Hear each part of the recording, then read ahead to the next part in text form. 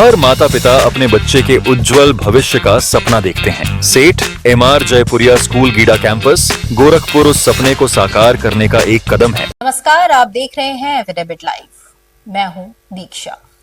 अब तक की प्रमुख गतिविधियों पे आइए डालते हैं एक नजर। शिक्षा पर सभी का एक समान अधिकार हो, ऐसी ही संकल्पना है। अब एक समय था जब एक तबका इस अधिकार से वंचित था, लेकिन नई शिक्षा नीति 2020 में हुए हैं कई परिवर्तन, जिससे वंचित समाज का अंतिम पायदान पर बैठा व्यक्ति भी हो लाभान्वित। आज सुबह सुबह गोरखपुर सहित प्रदेश के कई स्थानों पर कुछ ही देर की वर्षा और ओलावृष्टि से मौसम में दिखा बदलाव। नगर निगम द्वारा खोराबड़ टाउनशिप में प्रदेश का पहला साहित्य पार्क बनाने के लिए शासन को भेजा गया प्रस्ताव। और शिक्षा को रचनात्मकता, मौलिक विचार और सृजनशीलता को बढ़ावा देने के उद्देश्य से कार्यशाला के माध्यम से अध्यापकों को डिजिटल लर्निंग की दी जा रही है जानकारी। और अब गतिविधियां विस्तार से। शिक्षा पर सभी का एक समान अधिकार है। एक समय था जब एक तबका इस अधिकार से वंचित रहा। नई शिक्षा नीति 2020 में शिक्षा के पुरातन स्वरूप में आमूलचूल परिवर्तन करके एक ऐसा मॉडल तैयार किया गया जिससे समाज के अंतिम पायदान पर बैठे व्यक्ति को भी आधुनिक तकनीकी शिक्षा और जन सामान्य की शिक्षा सहज रूप से उपलब्ध हो सके। प्रस्तुत है एफिडेविट लाइव की एक रिपोर्ट। शिक्षा पर सभी का अधिकार है और इस शिक्षा से कोई वंचित न रह जाए, इसको लेकर यूपी सरकार ने अटल आवासीय विद्यालय एक योजना लाई है, जिसमें श्रमिकों के बच्चों को निःशुल्क सुविधाओं के साथ साथ उनके रहने, खाने और पढ़ाई की पूरी व्यवस्था की गई है। इस विद्यालय की खासियत यह है कि इस विद्यालय में जो भी शिक्षक है वो अधिकतर सेवानिवृत्त शिक्षक है और उन्हें उनके अनुभवों का पूरा लाभ उन बच्चों को मिल रहा है जो कि शिक्षा की मुख्य धारा से वंचित थे। वह श्रमिकों के बच्चे जो हाईटेक स्कूलों में नहीं जा सकते थे, जिनको महंगे स्कूलों में जिनकी पढ़ाई नहीं हो सकती थी, उनकी पढ़ाई अब ऐसे स्कूल में हो रही है जहाँ पर स्मार्ट क्लास, लाइब्रेरी और मेस सहित तमाम ऐसी सुविधाएं हैं जो कि बड़े स्कूलों में देखी जाती है। ऐसे में हम एफिडेविट लाइव के माध्यम से कि इस विद्यालय को दिखाना और बताना चाहते हैं कि यह विद्यालय किस प्रकार से है और इसका लाभ किनको मिल सकता है। यह स्कूल हमें वह चीज़ें प्रदान करती है जिससे हम अपने अपना भविष्य को उज्जवल कर सकते हैं। एक गरीब परिवार जिसको यह कल्पना भी नहीं कर सकता उन चीज़ों की, वह सरकार हमें सब सुविधाएं से दिलवाती है। हमारे पिताजी एक टैक्सी ड्राइवर हैं।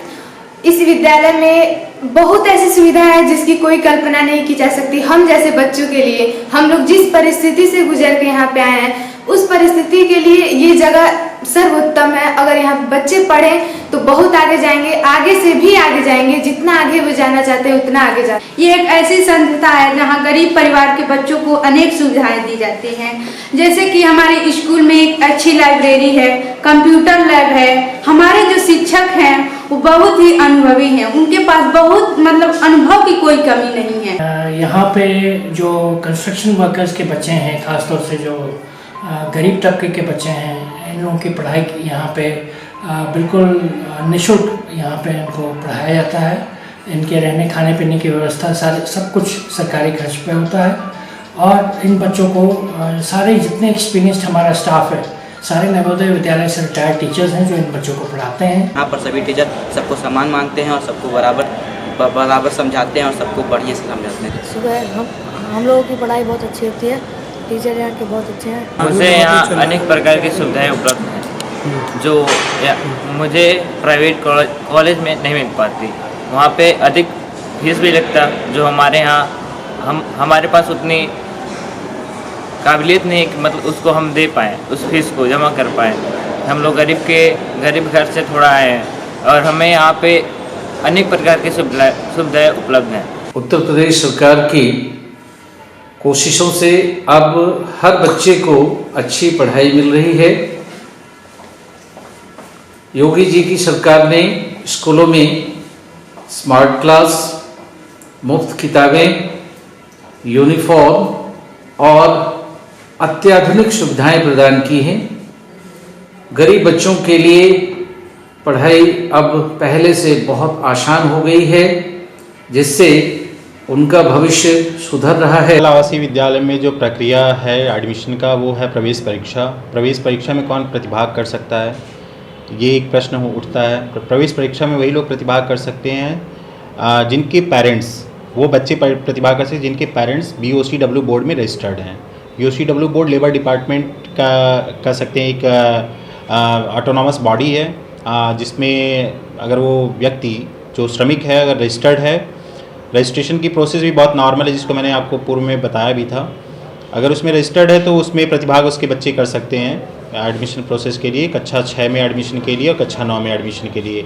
अभी हम लोगों ने जल्दी ही उसका एग्ज़ाम करवाया कक्षा 6 और कक्षा 9 में एडमिशन के लिए।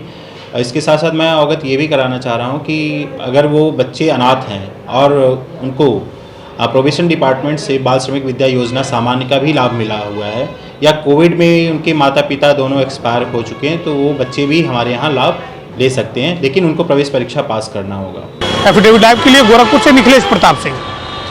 आज सुबह सुबह गोरखपुर सहित प्रदेश के कई स्थानों पर कुछ ही देर की वर्षा और ओलावृष्टि से मौसम में बदलाव दिखा। पिछले कई दिनों से ऐसा आभास हो रहा था कि मौसम में कोई बड़ा बदलाव होगा। सुबह 8 बजे से लेकर 8:15 तक गोरखपुर के विभिन्न इलाकों तेज हवा और ओलावृष्टि के साथ बारिश की हल्की दस्तक और मौसम खुशगवार हो गया। ADM-FR विनीत कुमार सिंह ने बताया जनपद के सभी तहसीलों के अधिकारियों को निर्देशित किया गया है कि ओलावृष्टि और बारिश से हुए नुकसान का आकलन करते हुए विभाग को अपनी रिपोर्ट प्रस्तुत कर। खराब हुआ है जिसमें सुबह थोड़ा ओलावृष्टि हुई है और इसको लेकर सभी तहसीलों के तहसीलदार SDM को निर्देशित किया गया है कि राजस्व लेखपाल और राजस्व निरीक्षक के माध्यम से सभी गांवों में सर्वे करा लें। यदि कहीं पे किसी भी किसान की कोई फसल की क्षति हुई है तो उसका सर्वे करके तत्काल रिपोर्ट प्रेषित करें, ताकि यदि किसी किसान की कोई क्षति हुई है तो उसको तत्काल प्रभाव से शासन के द्वारा निर्धारित सहायता राशि प्रदान की जा सके।